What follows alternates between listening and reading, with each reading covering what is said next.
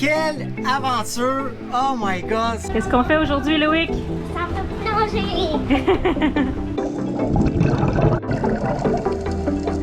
C'est quoi les chances?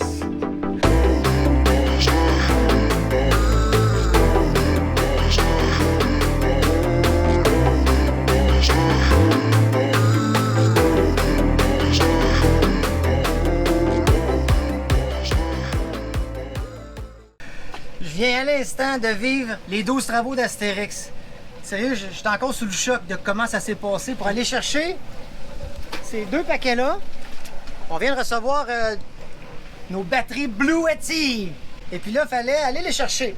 Donc, on était tous été vérifiés en arrivant à San Andrés avec King Ocean Service. Ça rentrait aujourd'hui, donc je m'en vais au bureau, je paye au bureau. Là, elle me dit, OK, parfait, les paquets sont pas ici, il faut aller au port. Fait que je m'en vais au port. On nous avait dit qu'il fallait s'habiller en pantalon long, des souliers, puis pas des camisoles. Fait que j'avais amené dans mon pack-sac ce que j'avais besoin. J'arrive au port, je montre le papier au gars, il a l'air confus, je m'en vais chercher des paquets, il dit là, il y a 3 gars qui s'en mêlent, suis-moi, je m'en vais en arrière, un autre bureau. Que voulez-vous? Le laisser-passer à 38. Vous avez le formulaire bleu? Le formulaire bleu? Non? Alors comment voulez-vous obtenir le laissez-passer à 38? Il me demande mes papiers, passeport. Là, il faut payer encore, mais c'était censé être tout payé à King's Ocean Service. 28 000, fait que 10 $, mais c'est pas grave, paye là. OK, parfait, là, retourne-toi-en en avant. Je m'en retourne en avant. Il me dit, t'as besoin des souliers pour rentrer. Pas de problème. Je mets mes souliers, je suis correct. Oui. Il fait ma fouille corporelle, le passeport, l'identification. J'arrive à la prochaine gate. Il dit, t'as besoin des pantalons pour rentrer ici. Mais le gars, il vient de me dire que j'étais correct. Il dit non. Bon, semble-t-il que t'as besoin des souliers pour faire cette distance-là. Après ça, le pantalon pour faire l'autre distance. Il me dit rien pour le haut. Je continue. Prochaine barrière, si t'as besoin d'un chandail. Une chance, j'avais emmené tout, là, mais tu sais, il aurait pu me dire au début, ils savent comment ça fonctionne. Bref, il m'envoie jusque dans le fond de la cour. J'arrive dans le fond de la cour avec mes 2 nouveaux documents, rencontre la personne qu'il faut que je rencontre. J'y montre les papiers. Ah, il dit, il te manque une étampe. Quelle étampe? Silvio. Nous cherchons le guichet 1. Consultez le plan, au 6e étage. Mais c'est pas dans le même quartier. Fait que là, il faut que je sorte du port, aller trouver le bureau du custom, port à marcher. Fait que moi, je pars pas dans la rue avec ça, avec mes pantalons que j'ai donnés à Véronique, que j'ai acheté en Thaïlande, genre jaune, orange, fluo, plein d'éléphants dessus. Moi, je me promène dans la rue, tout le monde me regarde, étrange. Là, il faut que je trouve Silvio Vasquez ou Merguez, whatever. J'arrive au custom, je demande ce monsieur-là, encore une fois, vérification de la gate, qu'est-ce que tu fais ici? Je m'en viens me chercher les tempes de Silvio. OK, il est là-bas. Pars chercher Silvio. Personne ne trouve Silvio. Il y en a un qui lève la main parce que je dis Silvio, Silvio. Il y en a un qui lève la main, c'est lui, tout confus. Là, j'ai besoin d'un étampe. Le gars, il m'envoie ici. Pas trop sûr, il s'en va, je le suis. Il arrive au bureau, prend l'étampe sur le bureau d'un employé, étampe le papier, signe, c'est beau votant. Alors, repars avec ça. Fait que je retourne au point de départ avec mon papier, mon étampe. Parfait, mais les colis, tout ce temps-là, sont juste là. Je les vois, là, au bord de la clôture. Fascinant. Fait que, ils mettent les boîtes, parce que c'est quand même pesant, mais j'avais dans l'idée d'appeler un taxi, là. Ils mettent là sur une grosse remorque, vide, juste mes 2 boîtes dessus, une remorque.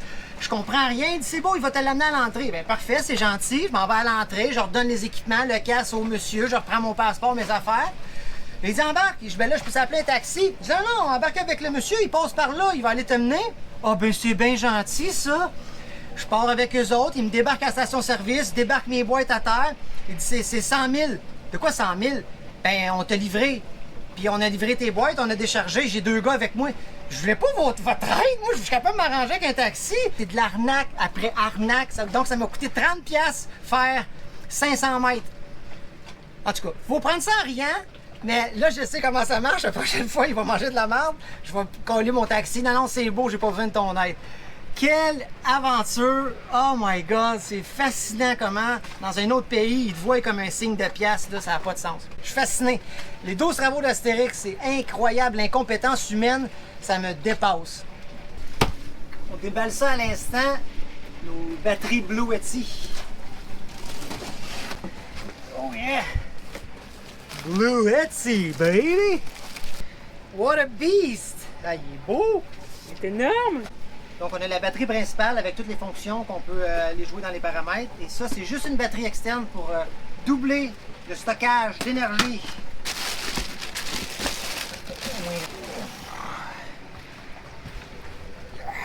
Présent. Aujourd'hui, on est bien excités de vous parler de ce que derrière nous. À bord d'un bateau, l'énergie, c'est toujours un problème. Et il en manquait une petite affaire sur Atypique. On reçoit un courriel de Blue Yeti qui veut nous envoyer du matériel. C'est quoi les chances? Blue Yeti nous a envoyé le AC200 Max. Maman, peux-tu installer un Starlink? Oui, vous avez ça. Starlink. C'est parti. Donc Blue Yeti nous a envoyé le AC200 Max. Ils nous ont envoyé la batterie B230 qui est juste là. Et le panneau solaire PV350. Le AC200 Max, c'est une mini-centrale, c'est pas compliqué, de haute performance. Et elle a une capacité de 2048 watts. Maman, peux-tu charger mon Nintendo? Ouais, juste un instant. Oui. Comme vous voyez, Blue Yeti est super pratique à bord. Notre mini-centrale a une capacité de 2200 watts avec une surcharge à 4200 watts. Oh, un instant. Elle est équipée d'une batterie haute performance Life PO4 avec plus de 3500 cycles à 80%. Peux-tu charger le speaker, maman? Oui. Oui. La batterie a 17 ports, donc c'est super pratique pour charger plein d'appareils en même temps. Son écran LCD intelligent affiche en temps réel toutes les consommations, toutes les entrées d'énergie et les sorties d'énergie. Oh, désolé un instant.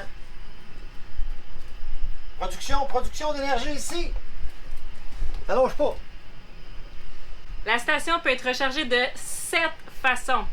Donc solaire évidemment avec son panneau solaire, avec la prise murale AC, avec une prise 12 volts. On peut aussi combiner le AC et le solaire en même temps. Vous pouvez le charger aussi avec un générateur, avec une batterie de plomb, parce qu'il y a plusieurs façons de le recharger.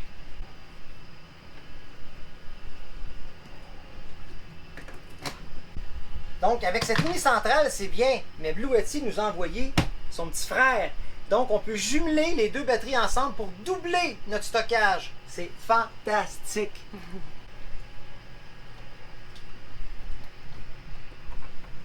Le B230, il y a 3 ports. Il y a un 12 volts, un USB-A puis un USB-C.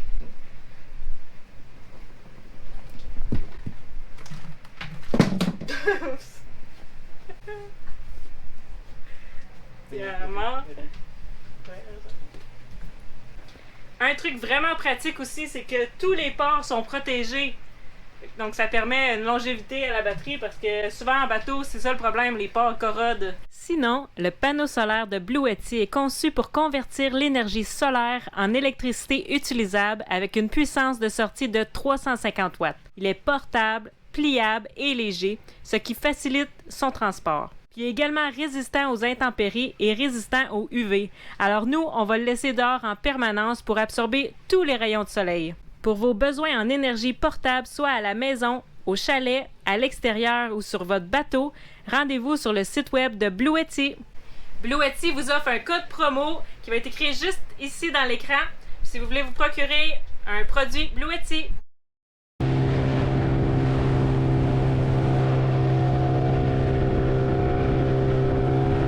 Qu'est-ce qu'on fait aujourd'hui, Loïc? Ça va plonger! Bon, ça va plonger gratuitement d'une façon parce qu'on avait 2 tanks de plongée qu'on voulait vendre.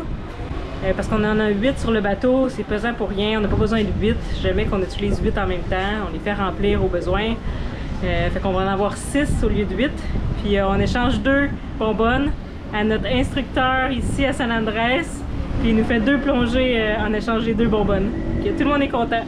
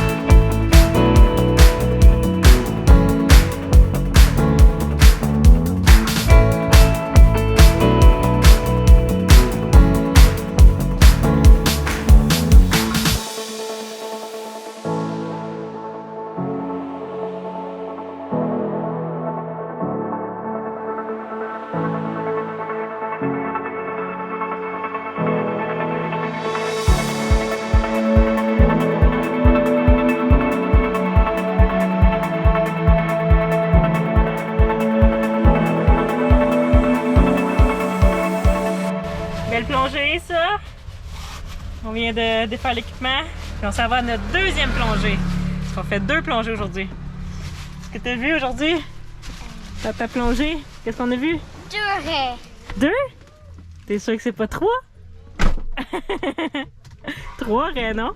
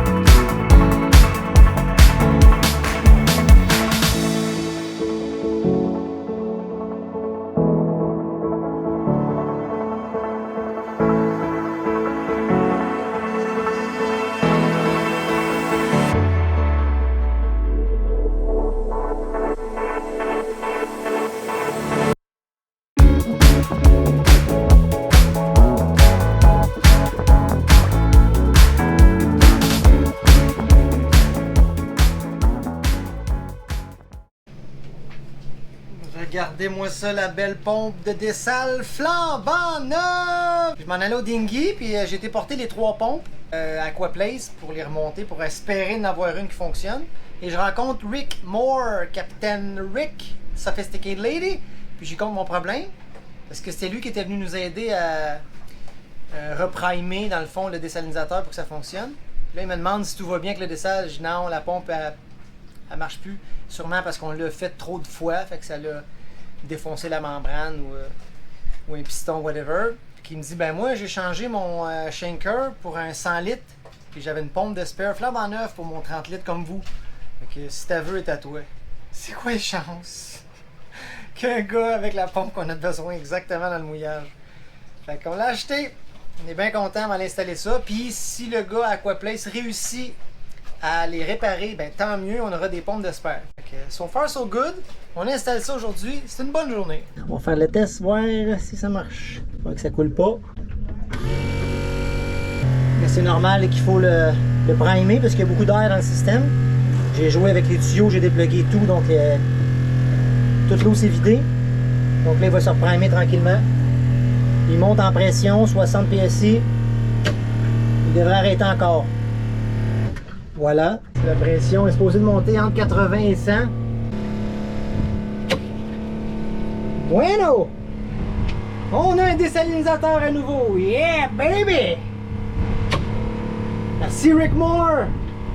Je trouvais que notre production d'eau était moins bonne récemment. Puis on allait à 80 PSI, 90 PSI, donc on était moins haut élevé en pression. Donc logiquement, ça fait qu'on poussait moins d'eau dans le dessal, donc on produisait moins d'eau parce que la pompe était vieille. Là, on est à plus de 100 PSI, entre 100 et 110, donc il y a plus de pression. On devrait retrouver notre production qu'on avait au début, dans le fond, mais quand le dessal est neuf ou la pompe est neuve. Parce que même quand on a acheté le bateau, il ne produisait pas autant d'eau. Il est plus silencieux, je ne sais pas pourquoi, pourtant c'est la même pompe. Elle est super silencieuse. Il n'y a pas de fuite d'eau, tout va bien, on est vraiment content. Back in business. On n'est pas Netflix, on n'est pas Spotify, on est une petite chaîne de production québécoise et grâce à vos donations, c'est ce qui nous permet de continuer à dédier 100% de notre temps à créer du contenu sur YouTube, à faire le tour du monde, à vous entertainer, à vous divertir, à vous faire voir le monde à travers l'écran. Donc merci à tous nos contributeurs Patreon, c'est grâce à vous qu'on peut continuer à faire ce qu'on aime dans la vie. Et on aimerait remercier aujourd'hui notre nouveau Patreon, Carl Racine. Merci beaucoup à tous nos Patreons qui nous suivent depuis le début. Vous faites une énorme différence dans ce projet-là. Ciao!